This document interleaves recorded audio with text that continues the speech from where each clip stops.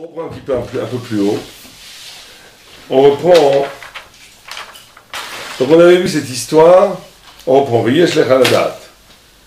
Qui a echal kol haotiot shelo benir. Quand on écrit echal avec des lettres voyantes, d'accord, que ce soit dans la lecture ou dans l'écriture, on ne prononce pas le yud ni on ne voit le yud. Mais le yud existe. Le yud est un yud caché qui existe. Donc on avait vu que ce yud caché, que si le echal, la gamatria, la force numérique de echal 65, qui est 1 en dessous de 66, qui montre une suprématie de la philosophie grecque, même sur le echal.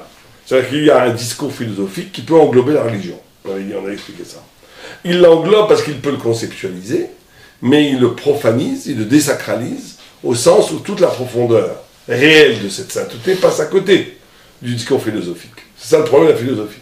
C'est que la philosophie a un discours, une hauteur de parole et une hauteur conceptuelle qui est égale qu'elle parle de la Torah, qu'elle parle des supermarchés ou qu'elle parle de la politique française. Donc c'est ça le problème de la philosophie. C'est qu'elle n'a pas la résonance de profondeur. Mais elle a par contre l'éclat, la maîtrise d'un discours conceptuel qui fait prendre conscience à celui peut-être qui n'en a pas une profondeur conceptuelle et non pas spirituelle des données que la philosophie analyse. C'est toute l'ambiguïté du discours philosophique, c'est qu'il est en même temps profond, parce qu'il prend conscience à la conscience intellectuelle du rituel, de l'acte spirituel, il fait prendre conscience. D'un autre côté, cette prise de conscience, étant donné qu'elle est linéaire, qu'elle est conceptuelle justement, qu'elle est au niveau de la conscience humaine, elle est complètement imperméable à la profondeur de l'expérience spirituelle. C'est là où on est au cœur de l'ambiguïté philosophique. On est au cœur de la discussion de la Machloket shel Rishonim, par entre Rambam et Kreskas et d'autres, ou Rabbi Yehuda Halevi, ou bien le Nachmanim ou le Ramban. Est-ce que la rationalité philosophique a une place dans l'économie générale de la Torah? Maïmonide le pense que oui. Il pense que la philosophie est une chelek, est une partie intégrante de la vérité, au point où Maïmonide, dans son introduction, et aussi plus tard, à la fin, dans l'allégorie du palais, il met le métaphysicien qui connaît la philosophie et le Talmud ensemble, là au plus haut. Mais celui qui connaît que la philosophie reste en dehors du palais, celui qui connaît que le Talmud reste dans l'enceinte, mais il ne sait pas ce qu'il dit. Donc le Maïmonide considère que la conscience philosophique est intrinsèquement nécessaire à la compréhension de la profondeur. Alors que pour les autres rabbanim, la plupart des autres rishonim, que ce soit Kreskas, ou que ce soit le Kuzari, ou que ce soit Nachmanide c'est plus ambigu, on est au contraire, la philosophie serait un voile, serait une conceptualisation de la vérité au niveau de l'humain, qui voilerait de façon presque définitive la possibilité de rencontrer la profondeur spirituelle.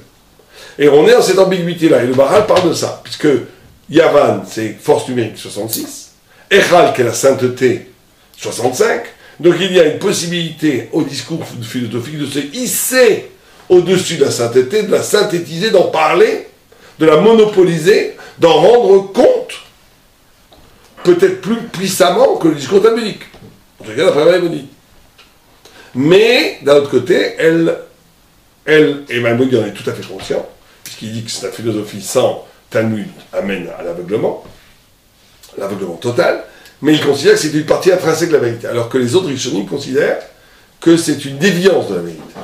Et c'est au mieux quelque chose qui va rendre compte du réel, mais pas la spiritualité, et au pire qui va complètement détraquer l'esprit, et qui ne te permettra pas d'arriver à la vérité ontologique de la révélation, la pensée de la révélation. Donc ici, le Maharal, de façon magistrale, t'explique les tenants et les aboutissants. Il te dit, c'est vrai que la philosophie a ce pouvoir de conceptualiser, de se mettre au-dessus du Echal, mais il passe à côté complètement de ce qui est caché, justement, de ce yud caché, qui est la profondeur métaphysique, spirituelle, qui n'est que de l'œuvre de la révélation et de l'expérience spirituelle, dont la philosophie n'a aucune conscience. Et ça, c'est le yud qui ne se lit pas et qui ne s'écrit pas. C'est-à-dire qu'il y a quelque chose qui n'est pas dans le monde, qui n'est pas palpable dans le monde. Il y a une dimension du sens qui n'est pas palpable dans le monde. C'est pour ça que Maïmonide, dans son chapitre sur les noms de Dieu, où il montre toujours que le nom de Dieu n'est jamais, c'est toujours des actions. Vous savez que Maïmonide a toute une théorie sur les sens. Un nom de Dieu ne présente jamais les sens de Dieu. Dieu préserve, alors, les sens de Dieu, ça serait menacer, ça serait idolâtre. Mais il dit qu'il y a une exception à ces règles-là, c'est le Yud Kevavke. Et il dit le Yud Kevavke, c'est renvoie à quelque chose ahistorique, qui n'a pas d'étymologie, qui n'a pas d'histoire, qui ne s'inscrit pas dans l'histoire, qui ne s'inscrit pas dans l'humain, qui est la pure présence du nom divin, mais qui ne se prononce pas, justement, et qui ne se lit pas, qui ne se dit pas. Et dès que tu le dis, tu réduis à des petits dieux, comme font les témoins de Shron, n'importe quoi. C'est un nom qui est exactement une incarnation de la transcendance qu'on ne peut pas dire. C'est en même temps là, mais c'est en même temps indicible. C'est en même temps là, et c'est en même temps imprononçable. C'est en même temps là, et c'est en même temps pas là. Et c'est ça, c'est pour ça que le nom de du Yud Kevav, qu'est-ce qu'il appelle le Shamay Fourash, est l'incarnation même de la clé de voûte de toute la Torah. Parce que c'est en même temps là, puisque il y a le Yud Kevav, on le voit, mais tu n'y comprends rien. Non seulement ça renvoie à une essence qui te dépasse complètement, mais c'est imprononçable, tu ne peux pas dire le nom. C'est une sorte de non-chose qui te renvoie à l'infini de Dieu. Mais c'est pas prononçable. Parce que dès que tu le prononces, tu le réduis aux catégories de l'humain, aux catégories du mondain, aux catégories de l'existence, et donc c'est une réduction idolâtre de la présence de Dieu. Mais c'est là.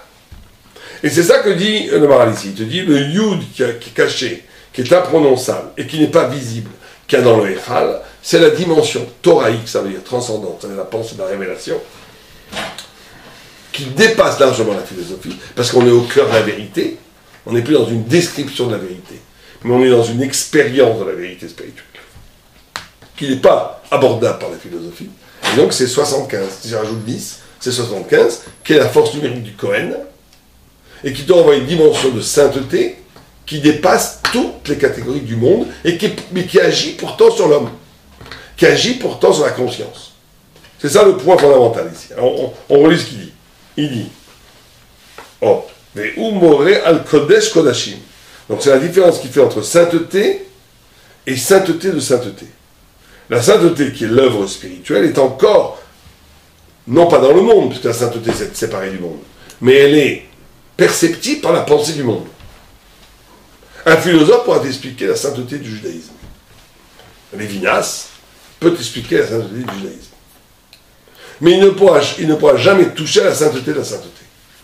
La sainteté de la sainteté, c'est un double mouvement dans la sainteté elle-même, où la sainteté comme manifestation spirituelle se désinvestit, se dessaisit de toute représentation humaine, ou de toute conscience, de tout processus de conscience. Et donc t'envoie vers une dimension du sensé qui t'échappe complètement, mais qui pourtant agit prodigieusement dans ta façon de connaître. Alors pourquoi le Yud de Echal, c'est spécialement dans le mot Echal à 65 ? Et ce jeu qui est visible, pas visible, c'est dans le 65, ça aurait dû être dans le 75 alors. Non, parce que 75 est visible. Comment vous arrivez à 65 ? Echal. Echal, c'est 65. 30, 20, 10, 5. 65. Echal, c'est He, 5.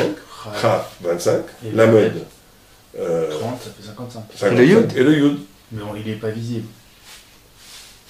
Ouais, de Yud, en tout cas le Yud, oui, il a raison. En tout cas, le Yud, il parle, qui est invisible, qui ne se lit pas et qui ne s'écrit pas. Il y en a un autre.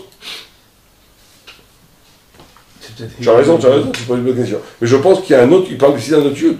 Parce que regarde ce qu'il dit. Il te dit, Yeshlech al-Adad, qui a Echal, kol haotiot shelo, ben yireh, ben mikre ou ben ugitia, chutz min ha-Yud.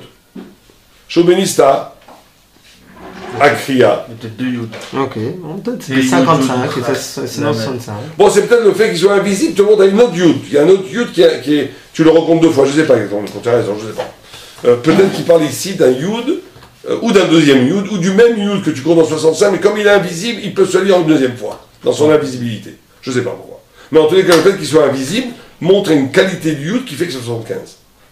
Az, il te dit comme ça, ou moré al kodesh kodashim. Ça montre à la sainteté de la sainteté.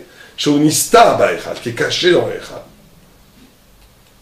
Oh, ou bezelo matsu ela par katan. C'est pour ça qu'ils ont trouvé une par katan. Non, c'est vrai qu'il n'a pas dit que le Echad c'est 75 en réalité. Il a dit que le Echad, il y a le Yud qui montre le cachet du Kodesh HaKodashim. Alors oui, c'est vrai, ça change tout ce que tu dis. C'est-à-dire que même dans la réduction, il y a quelque chose qui dépasse. C'est que même dans le 65, il y a une dimension cachée qui dépasse.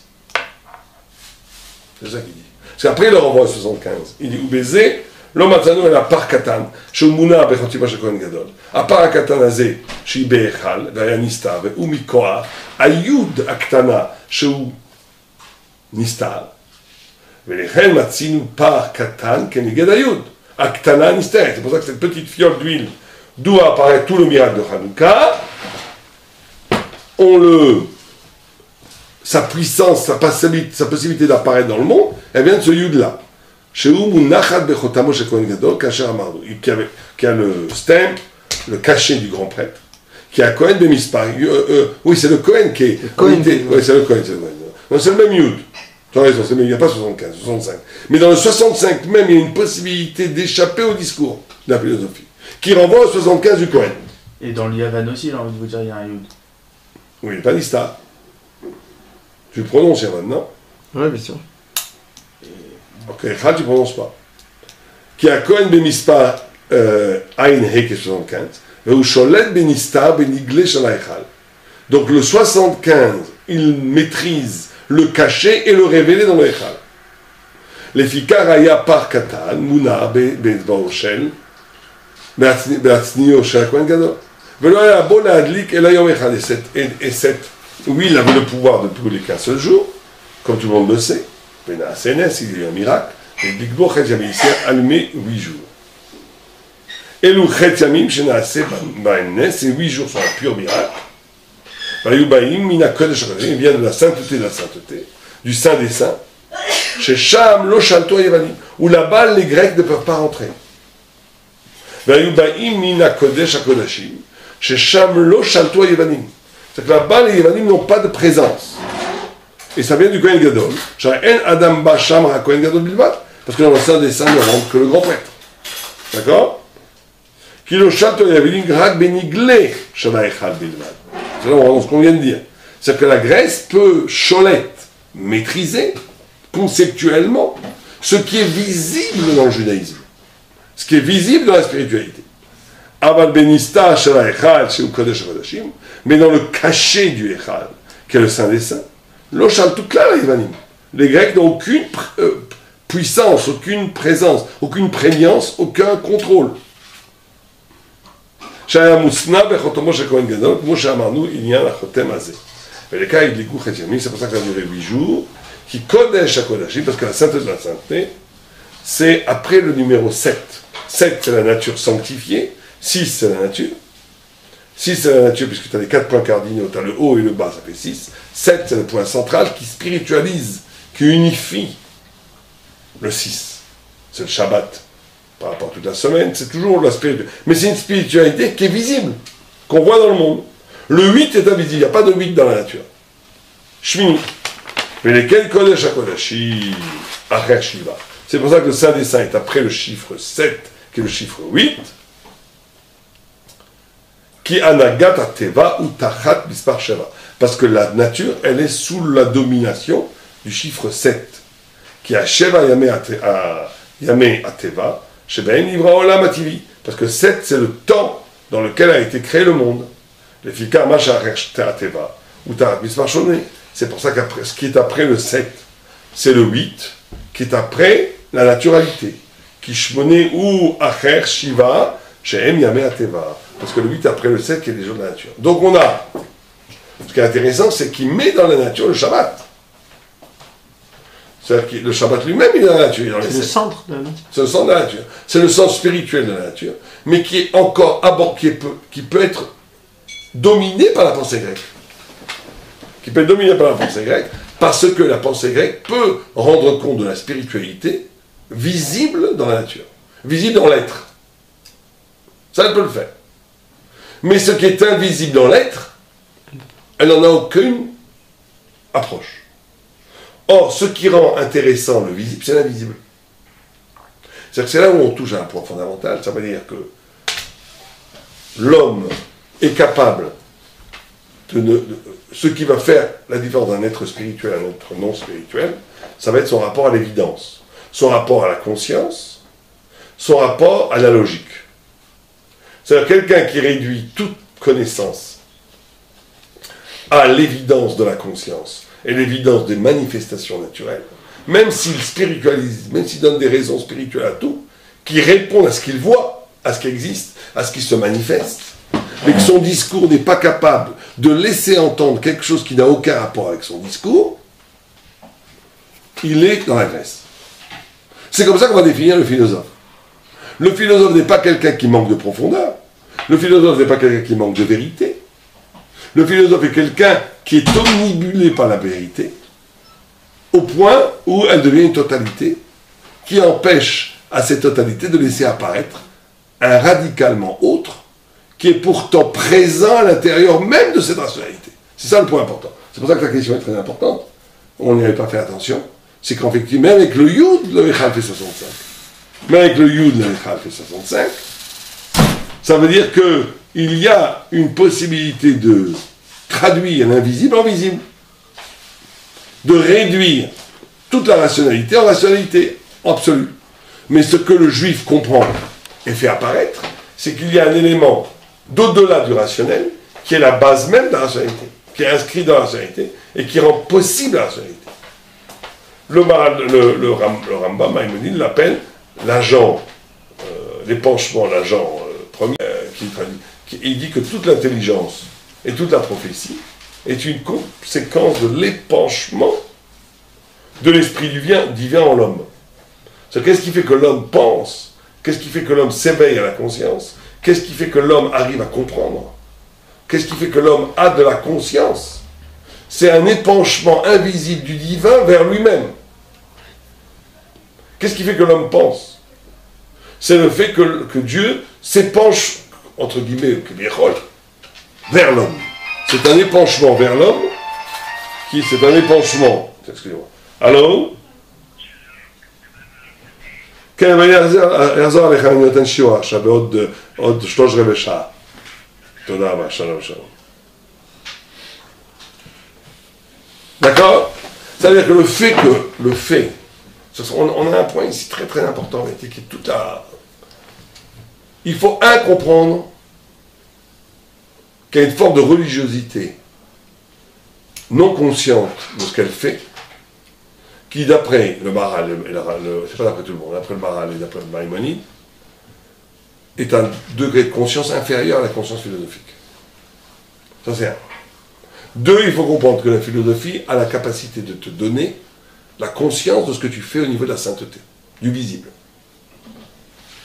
3, là où la philosophie se bloque, c'est qu'elle limite la réalité de la chose spirituelle et de la chose naturelle à la conscience. Et qu'elle ne comprend pas qu'au cœur même de cette conscience, et au cœur même de ce qu'elle analyse au cœur de sa conscience, c'est-à-dire l'être, se tient quelque chose de caché, qui est la possibilité même de cet être. Et là, on arrive au niveau supérieur, où quelqu'un qui est capable d'être sensible... Alors, c'est là où le problème. Être sensible à l'invisible, c'est l'ouverture à toutes les charlatanismes, l'ouverture à tous les n'importe quoi. Mais c'est en même temps fondamental. C'est-à-dire que si tu n'as pas l'humilité de te laisser bouleverser par une dimension que ton savoir entrevoit sans le maîtriser et qui permet l'ébranlement du savoir, tu n'es pas dans la sainteté, Tu es en Grèce. Pour échapper à la Grèce, il faut faire ce saut, cette révolte, ce saut, cet arrachement, ce dessaisissement de la conscience de elle-même pour arriver à quelque chose qui ne se prouve pas mais qui s'éprouve. Quelque chose qui ne se dit pas mais qui devient une évidence spirituelle qui rend possible les autres évidences. Tant que tu ne fais pas ce mouvement-là, tu es condamné ou à l'ignorance traditionnelle ou à la philosophie renégate. Tu ne peux dépasser ces deux points d'échoppe qui sont pour le Maharal et pour Maïmonide, que si au cœur même tu es capable de te mesurer avec toute la rationalité et de comprendre que cette rationalité n'a pas de sens sans quelque chose qui n'est pas rationnel et qui pourtant fonde cette rationalité. C'est ça l'enseignement cardinal de Hanouka. Ça veut dire que, et c'est là où on voit la vraie spiritualité à ce moment-là. Une spiritualité. C'est pour ça que j'ai besoin d'avoir à ce moment-là une Tahara des Midot, etc. Ah, bien sûr. C'est la seule chose qui me permet de ne pas tomber dans le charlatanisme. Ou le charlatanisme, ou la maîtrise de la conscience. Le Kodesh HaKodashim, c'est l'endroit. Alors, ce Kodesh HaKodashim, c'est une double sainteté. C'est très intéressant parce que la sainteté, c'est une coupure. Comme dit Rashi, c'est se couper au procédural physique, le désir. Ton corps, il veut que tu fasses une avéra, tu vas la faire. Non, tu ne la fais pas, tu deviens saint.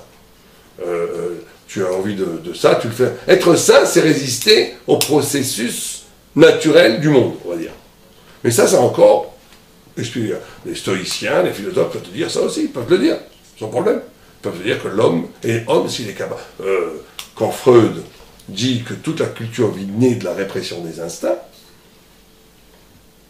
il ne dit que ça en réalité. Il arrive au premier niveau.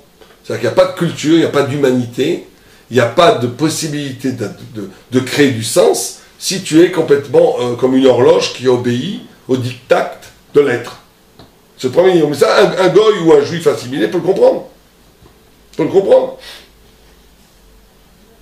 Ça, mais il y a maintenant le deuxième mouvement, qui est le mouvement de la sainteté, c'est qu'il faut, dans ce mouvement, il faut rompre avec ce moment de rupture. Alors, on va dire ça comme ça. Il y a un mouvement de rupture qui te permet de rompre avec la nature qui t'accède à la sainteté. Mais il faut rompre avec le moment de rupture pour arriver à la sainteté de la sainteté. Alors comment tu romps avec le moment de rupture? C'est quand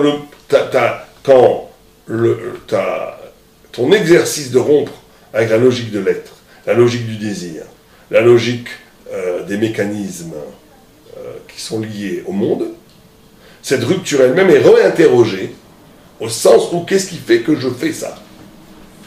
Qu'est-ce qui fait qu'un homme a la force de ne pas être un animal? Qu'est-ce qui fait qu'un homme, un homme a la force, en s'arrachant aux instincts, de créer des concepts, etc., etc. Et là, tu passes à un deuxième niveau, tu ne peux pas l'expliquer. Tu ne peux pas expliquer qu'est-ce qui fait qu'un homme est capable de ne pas être un animal. Qu'est-ce qu'il fait? Ça, c'est un don d'élection. Ça, c'est une deuxième rupture.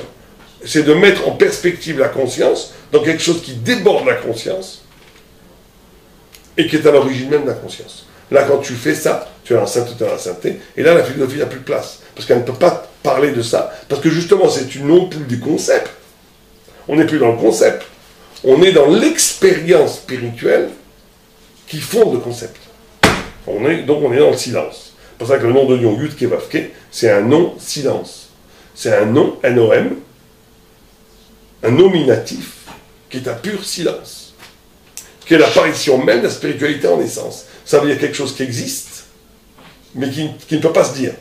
Donc une conscience du divin, qui est conscience, mais qui est conscience dans son impossibilité d'exprimer, dans son inexprimalité. C'est ça qui fait que tu as l'éveil de l'infini dans la conscience. Tu as donc l'éveil de l'infini dans la conscience à ce moment-là. L'éveil de l'infini dans la conscience rend valable, donne du crédit à la parole. Sans cet éveil de l'infini dans la conscience, il n'y a pas de parole crédible. Il n'y a qu'une parole d'opinion, même si c'est une opinion philosophique très sophistiquée. C'est une opinion. Tu es encore dans la nature. La nature, par définition, elle a des facettes. Tu penses comme ça, je pense comme ça. Pour arriver à la vérité avec un grand V, tu dois être capable de toucher à ce qui fonde l'opinion, qui, elle, n'est plus une opinion, donc qui est la vérité en soi. C'est l'expérience pure de la vérité. C'est la révélation. Ça, c'est le Yud caché, mais il est caché parce qu'il est déjà opérant dans la nature. Et qui nous emmène vers le Parchemen, qui nous emmène au Kohen, etc. Qui nous amène au Kohen, qui nous amène à ce qui nous amène après à une modification radicale de la conscience elle-même. Parce que quand la conscience est conscience d'une origine qui n'est pas conscience, c'est pas la même conscience qu'une conscience qui se présente comme première. C'est plus la même conscience. On n'est plus dans les mêmes concepts. C'est ça qui différencie une parole de Torah d'une parole philosophique, ou d'une parole scientifique.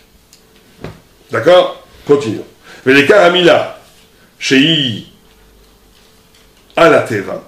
Pour ça que la Brit Mila, là, il passe intéressant, il passe de la conscience pure, de la sainteté, à la Brit Mila, à la circoncision. Parce que la circoncision, comme tout le monde le sait, se fait le 8e jour. Et qui est au-dessus de la Teva. Charé les filles à Teva, Adam Noladaren, un homme né avec un prépuce. Vézé mipli qui à Teva noten. Or là, parce que la nature donne une carapace. La nature, par définition, couvre la vérité. La création, par définition, on l'a déjà expliqué 100 fois, est un voile. Elle a une facette qui est une facette de révélation. La révélation, la création elle-même révèle la présence de Dieu. Mais elle la cache. Elle le cache. מפני שכל דבר שהוא קדוש נבדל מן הטבע, שהיא גשמי החומרי, ולכן קודש הקודשים שהיא אחרי הטבע. ודבר זה רמזו החכמים במדרש, בזאת יבוא אהרון אל הקודש, בזכות המילה שנאמר, וזאת בריתי, אשר תשמרו נכנס אהרון אל הקודש. Qu'est-ce qui permet à l'homme de rentrer dans le Kodesh HaKodashim, dans la sainteté de la sainteté? Qu'est-ce qui permet à l'homme de dépasser la carapace du concept? C'est la circoncision. Pour ça, tu dis c'est un philosophe, il veut t'achever à coup de hache. Tu lui dis, monsieur le philosophe, monsieur Hegel, monsieur Heidegger, vous ne pourrez jamais rien comprendre de vrai jusqu'au bout parce que vous êtes incirconcis. Là, tu crées des antisémites quand tu dis ça. Mais c'est la pure vérité. Parce que la clipa, l'écorce qu'il y a dans le lieu du désir, de la libido, dans le lieu de la sexualité, ramène toujours le désir et le concept sont intimement liés. Une fois, j'avais dit à un psychanalyste qui en était bouleversé, je l'avais dit, Irat Hashem, Reshit Chochma, Irat Hashem.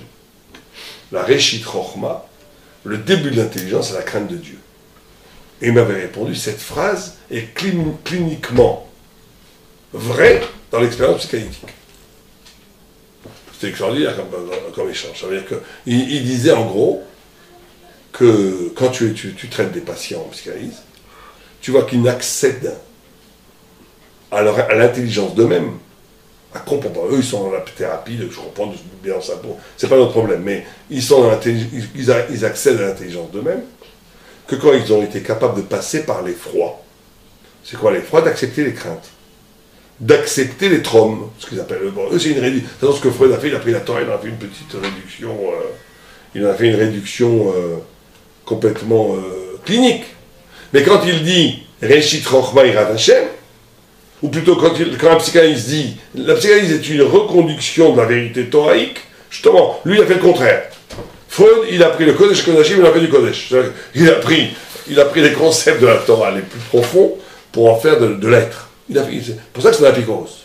Parce qu'il a pris, c'est pas tellement dans ses formulations, c'est qu'il s'est servi de la Torah inconsciemment, consciemment, j'en sais rien, il faut lui demander, mais en tout cas il s'est servi de la Torah, c'est évident, notamment du 9e chapitre de Brachot. Est-ce qu'il le connaissait? Est-ce que c'est par atavisme? Est-ce que c'est passé de par son père et son grand-père qui était rabbin, ou je sais pas quoi, par sa femme dont son beau-père était rabbin? Est-ce que le judaïsme est passé? Mais il est passé.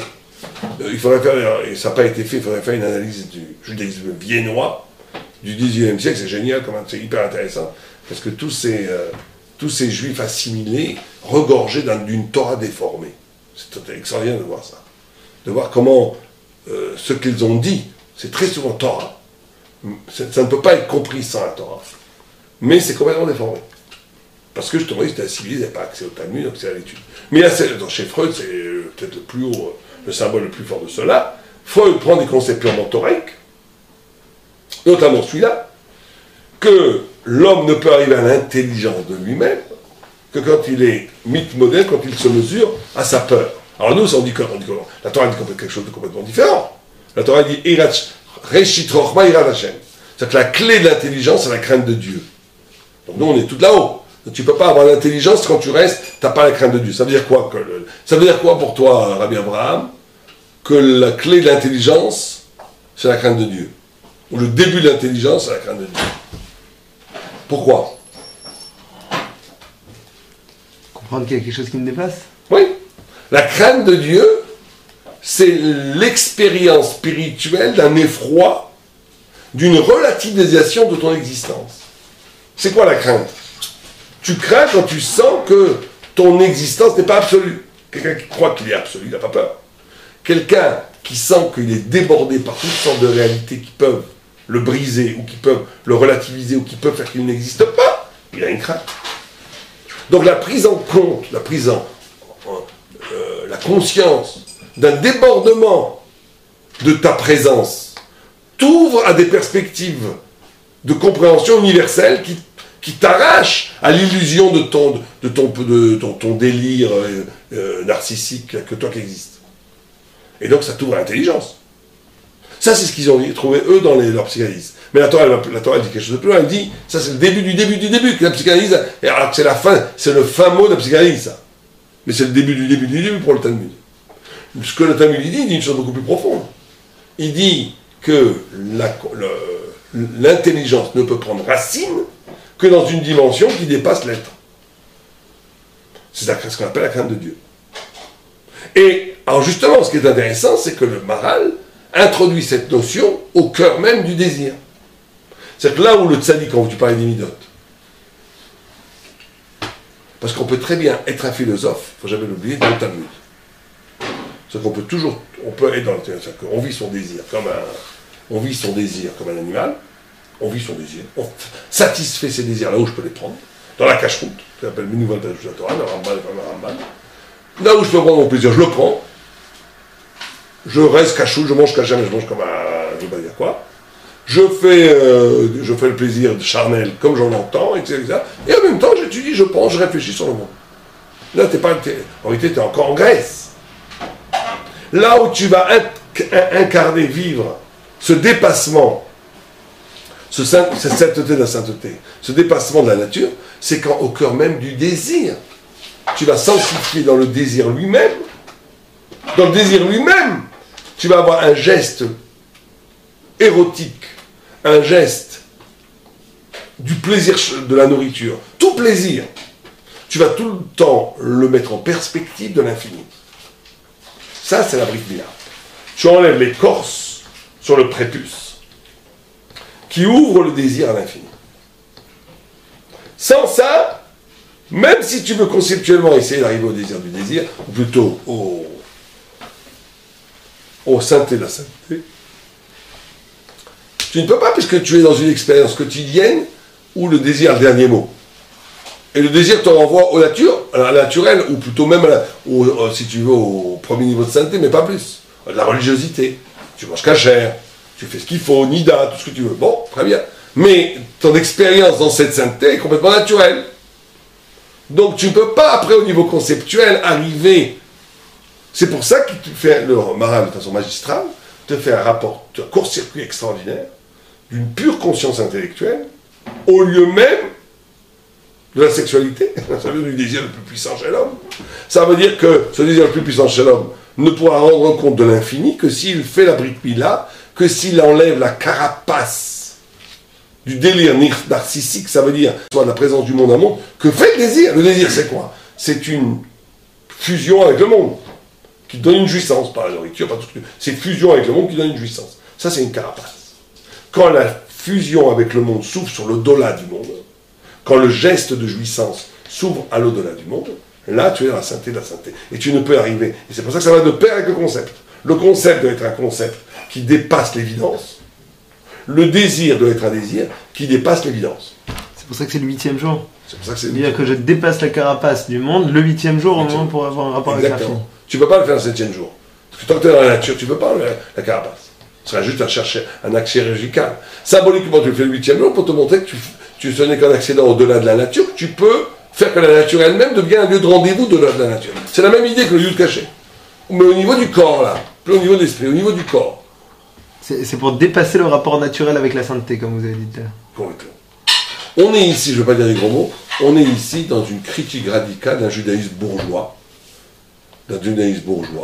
qui serait conforme à l'halakha, mais qui resterait complètement dans la logique d'un bourgeois français ou d'un honnête homme, des chrétiens, l'honnête homme. Alors, bon, on va pas cracher dans la soupe, c'est déjà pas mal, hein. Mais c'est pas le truc. En quoi c'est pas mal? Bah, au moins, il mange cachère. Bon, je sais pas. Moi, je fais très attention, plus que l'absolu. Il y a une tendance que l'absolu rend inutile le relatif. Je pense quand même que même quelqu'un que même dans le relatif, quand il est gris ou blanc, il y a quand même quelque chose. Si quelqu'un mange cachère, il a quelque part. Pourquoi il mange cachère? Pourquoi il ne se vautre pas en mangeant du foie gras pas cachère et des huîtres? C'est qu'il y a quelque part, il a quand même un souci de l'infini. Mais c'est complètement récupéré à 99% par une pensée bourgeoise. C'est là où il faut faire attention. C'est là que le top du top, c'est de dire attention, ne rentre pas dans le piège d'une religiosité conforme à la nature. C'est ce qu'il te dit là. Et ça passe par deux tikkun, deux réparations. Une réparation du concept et une réparation du désir. Verstehst? Verstehst? Et cette chose-là, nos sages nous l'ont enseigné de façon allusive, dans le Midrash. Bezot, on a vu qu'Aaron ne pouvait dans le Kodesh Kodashim que s'il était circoncis. Ça veut dire quoi? Biosé, qui lo ayaraou, il est ben Adam. Un homme qui est encore dans le désir naturel, c'est-à-dire qui n'est pas circoncis, ne peut pas rentrer dans le lieu d'un savoir de la sainteté de la sainteté, qui est complètement séparé de la matière. C'est-à-dire tu ne peux arriver conceptuellement à l'au-delà de la matière que si toi-même tu as inscrit dans ton existence et dans ton libido et dans ton corps quelque chose qui rencontre l'au-delà de la matière. C'est un mouvement très osé qui fait le Baral ici. D'habitude, on dit que c'est par l'esprit que tu arrives à adopter le corps. D'habitude. La pensée normale dit quoi?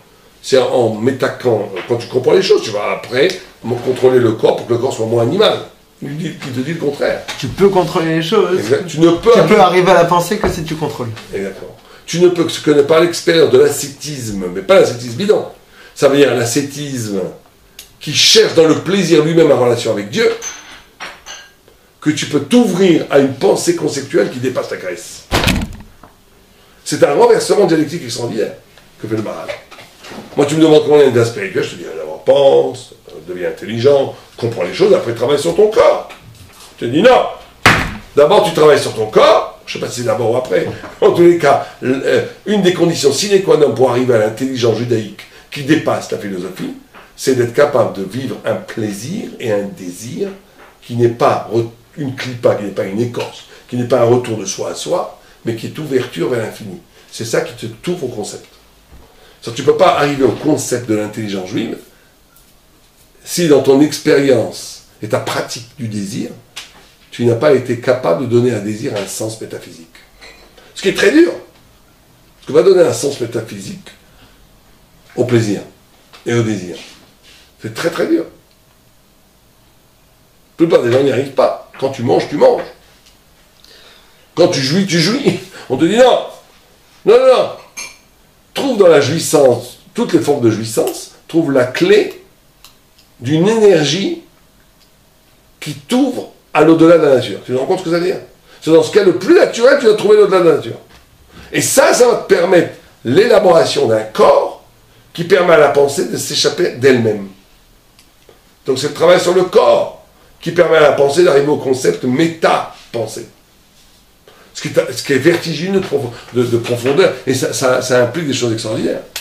C'est que quelqu'un qui a une pratique du plaisir liée à la nature ne pourra jamais arriver à une compréhension réelle de la Torah.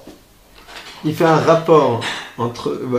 il dit que ça va ensemble, quoi. Le rapport avec le désir et la possibilité de pouvoir penser plus loin. Ouais. C'est toujours ça, est-ce que je me retourne vers moi-même chaque fois, ou bien je m'ouvre vers quelque chose de... C'est pour ça que tu vois que tous les grands de vie, tu les vois comme ils sont dans le rapport au désir. Ouais, c'est complètement purifié. La plupart, enfin, moi, ceux que j'ai vu, tu le vois, c'est même trop. Ouais, mais je ne suis pas sûr qu'ils sont coupés, parce qu'ils mangent Shabbat et tout. Ah, Keneski, bon, Hachem, ils mangent.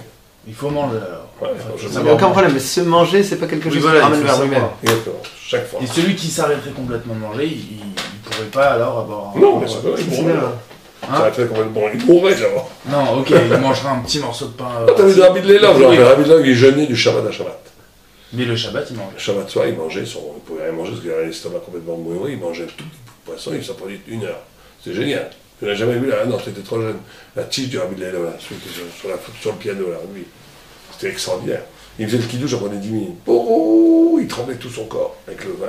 Oh, Ratoraché. Le vin n'était que l'expression de. Et après, quand il buvait, il n'était plus là. Après, le mot de si, je te dis pas. Tu avais 200 racines qui chantaient autour de. C'était génial.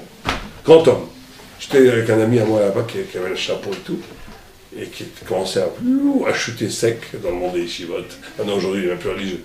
Et il n'avait pas prié, le bonhomme. Et j'étais là, je l'ai vu. Hein. Et le rabbi de là-haut passe devant lui, et pourtant, on se ressemblait tous, chapeau, cravate, Shabbat. Il le voit, il dit Daven, Daven. On lui dit j'avais prie. Oh, il vient me voir, il dit mais d'où il sait Je sais pas, il aurait dû faire tchouva. Mais il faudrait que je le redise d'ailleurs ça. Mais c'était extraordinaire. Il voyait le bonhomme, il était complètement plus. Il voyait le bonhomme. Il lui disait exactement son truc.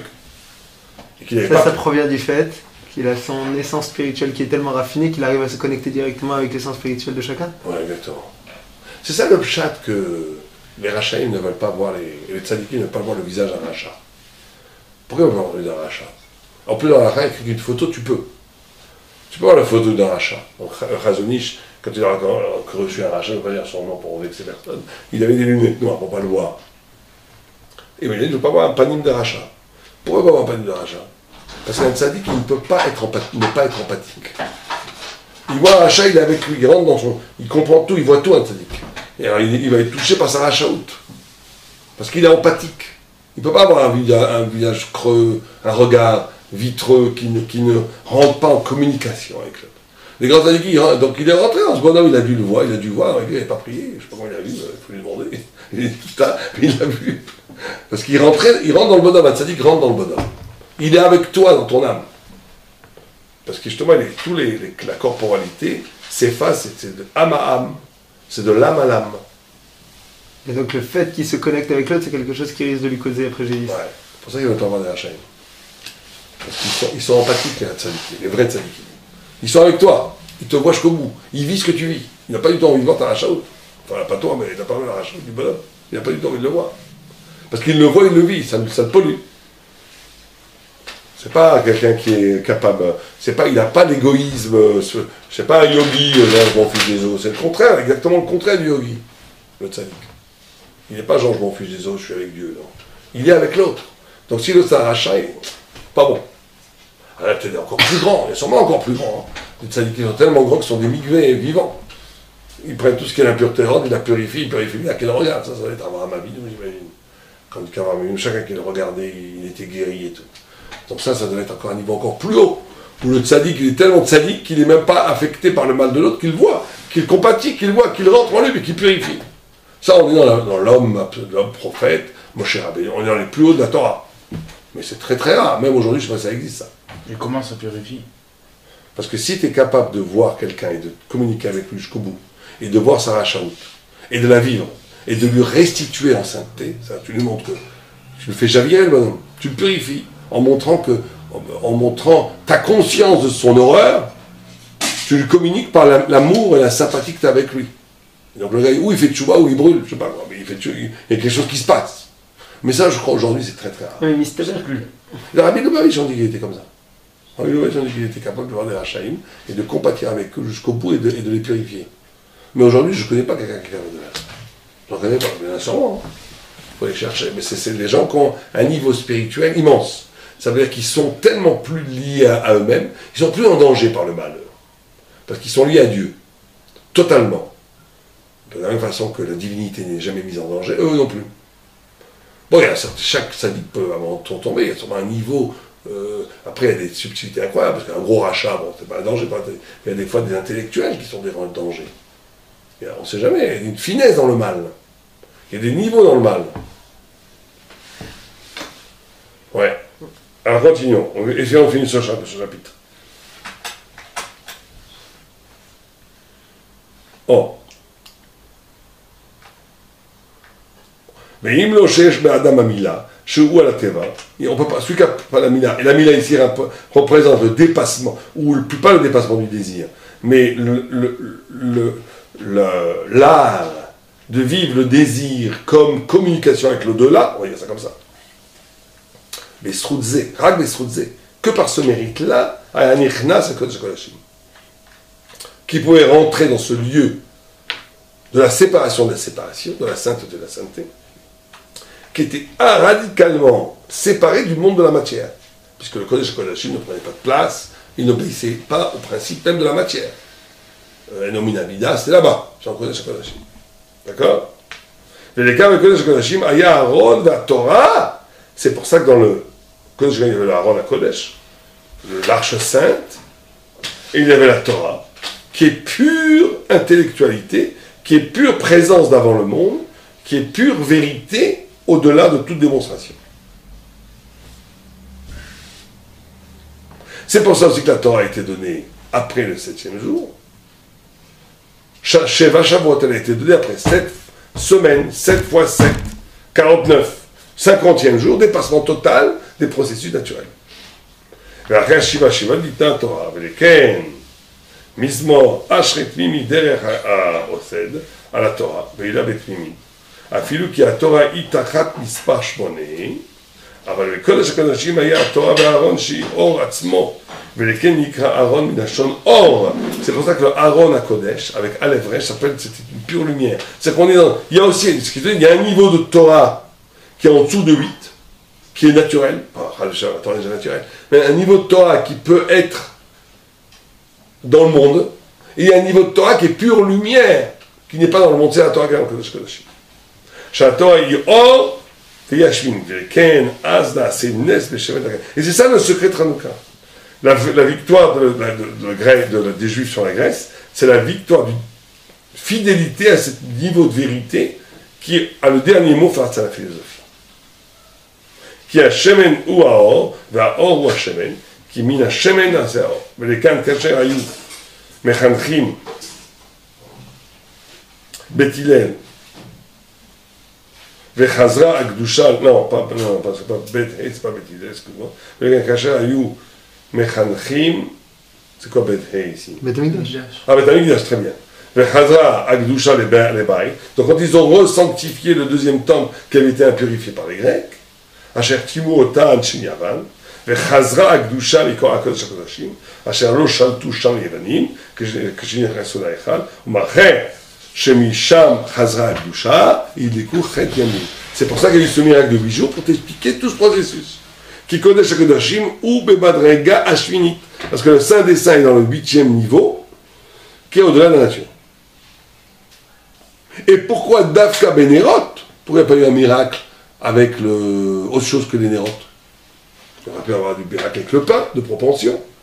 Ou il aurait pu avoir un miracle, je ne sais pas, avec le misberazav, que les encens durent 8 jours. Pourquoi Dafka les nérotes? Pourquoi d'avoir les nérotes? Parce que la Torah c'est or. Parce que la Torah, ça renvoie à une dimension du sens.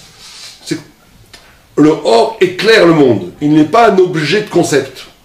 Il est ce qui permet au concept d'apparaître. Le or éclaire, il n'est pas quelque chose qu'on éclaire. Ben, c'est cette dimension de la Torah qu'on doit essayer de trouver. Ce qui éclaire en soi, ce qui en soi est vérité. Pas un discours sur la vérité, pas des concepts clés, pas des outils à concept comme Deleuze et Foucault s'évertuent à le faire, qui sont toujours au service de quelque chose. Mais un niveau de vérité en soi qui est pur avènement de vérité et qui fait que l'homme devient homme à ce moment-là. C'est ça pour ça que c'est passé par la lumière.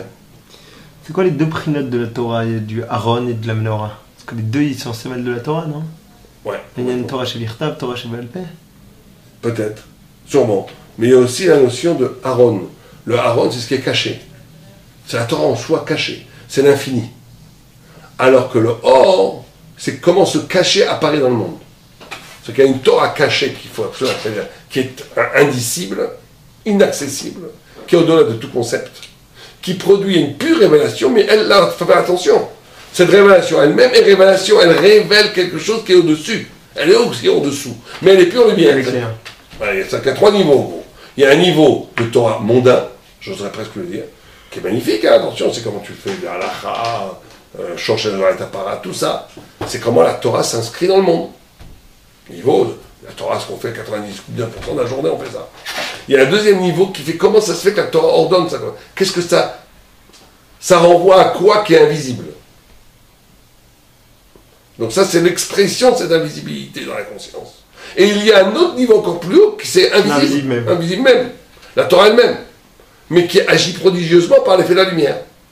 et qui après investit la nature à viser la Torah. Donc c'est ces trois niveaux-là que le juif est capable de faire.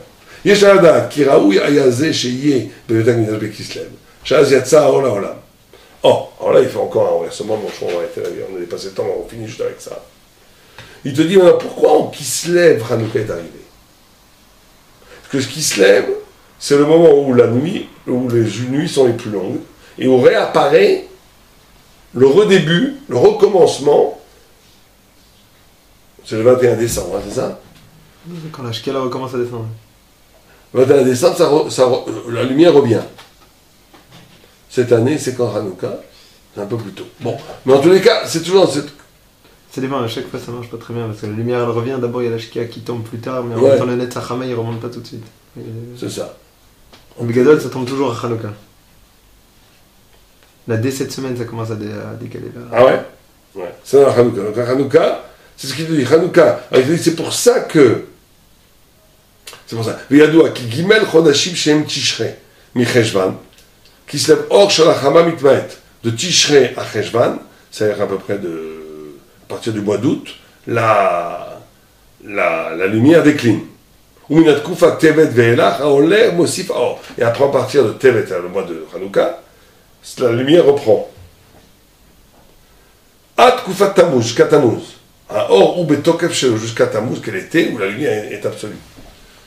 Et après, ça reprend à tomber sur le cycle solaire. On a Or Elyon ou Or Hashem. Igdim Kodem Tishrei. Shara Bechav et Be'elul Nivra Alam. Ou Beyom Rishon. Amar HaKadosh Baruch Hu Yeor. Vayeor Ve'or Alam. Lefika Itratshut à Or Elyon. Lavo le Migdash Aya Bechav et Kislev. שזה היום מיוחד לא בפרט ואור המקדש. Il dit de la même façon que le Yom Rishon, c'était quelque chose, c'était le Chaf et Cheshvan. Non, Chaf Elul. Elul, pardon. Elul. Donc le Chaf et qui se lève renvoie à ce Chaf et Elul, qui est le Or Elyon, quand Dieu a dit qu'il soit lumière, au niveau de la nature. Au niveau du Beth Amikdash avec la Torah, il le dit en Kislev. Donc je pense que ce qu'il veut faire là, c'est qu'il veut te montrer que tout c'est... Parce que le Maharal a toujours cette problématique, il ne veut pas faire une métaphysique des chaînes du monde. Ça c'est tout le temps dans le Maharal. Il veut montrer que les 4 empires, c'est ici, il veut montrer que... Il veut te dire que, après qu'il fait très attention de ne pas mettre une Torah mondaine et une Torah... Il te dit, mais en vérité, cette Torah mondaine, elle agit même dans la structure cette Torah invisible, elle agit comme structure du monde visible aussi. C'est-à-dire que pourquoi la lumière Elion, la première lumière physique qui est arrivée le 25, passe à ce 25 à un autre 25 et le 25 qui s'aime, qui a la lumière supérieure. C'est-à-dire que la grande horlogie de l'univers, elle cache, mais elle a en même temps la reproduction de ce qui cache, de ce qui est en haut. C'est ça le plus grand secret. C'est que ce qui cache, ce qui est mondain, ce qui est physique, ce qui cache, ce qui voile, il y a un certain niveau de perspective où c'est exactement la même chose que l'invisible de l'invisible. Il ne veut pas détacher l'invisible de l'invisible. Exactement, il ne veut pas dépasser le visible le plus bas. Je parle de la création de la matière. Là. Il ne veut pas dépasser le visible le plus bas et l'invisible le plus haut, ont quelque part la même structure, parce que tout vient de Dieu. Et donc, que tu comprennes, ne crois pas qu'il te dit, fais attention à ce que je t'ai dit, qu'il y a 3 niveaux, que ne tombe pas dans une métaphysique où le monde n'existe pas, où il est nul, qu'il est que matière, qu'il est qu'obscurité, qu'il est que nullité. Non! Le monde lui-même, dans sa structure la plus profonde, répond à la même structure, le visible à la même structure que l'invisible. Simplement, sa visibilité cache l'invisible. Mais en dernière instance, c'est la même chose. À la dernière instance, il y a le grand visionnaire sera capable de voir dans le visible invisible, le visible invisible. Il verra tout comme une aspaclaria totale. Et il verra que tout est un. Qu'il n'y a pas de... Simplement, c'est des niveaux, mais tout est un. C'est ça le dernier retournement qu'il fait. שזה היום המיוחד לו בפרט והוא רק המקדש, ובזה תבין גם כן, כי ראוי שתגיע הדלקת נרות החנוכה בהתחלת האור, והוא תחילת הלילה. C'est pour ça que tu commences aussi à allumer les bougies au début de la nuit, qui est Hanouka Ba'atzmo ou Itrinat Haor, parce que on est dans la notion du début de la lumière. On est du début de la lumière Dans le jour, on est début, on est bien dans l'hiver. On est dans le début du début.